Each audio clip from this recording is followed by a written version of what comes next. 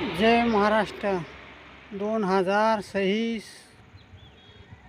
जानेवारी 16 महाराष्ट्रात आणि देशात हिवाळी हंगामचे दिवस आहेत. शेतकऱ्यांनो हो, काही कल्पना करू नका.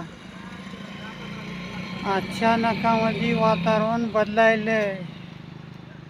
ढगाळ वातावरण काही भागात होईल आणि याच्यात उन्हाचाही चमका जास्त होणार आहे शेतकऱ्यांनो, आणि ढगाळ वातावरण होणार ते सांगण्याचं काम आहे महाराष्ट्रातल्या शेतकऱ्याला, जिल्ह्यातल्या, तालुक्यातल्या, गावखेड्यातल्या, संपूर्ण महाराष्ट्रात सूचना हवामान देणार आहे. आणि पुढील तासामध्ये हवामान वातावरण बदललं तर प्रत्येक जिल्ह्याला, तालुक्याला, गावखेड्याला हवामान अंदाज देणार आहे.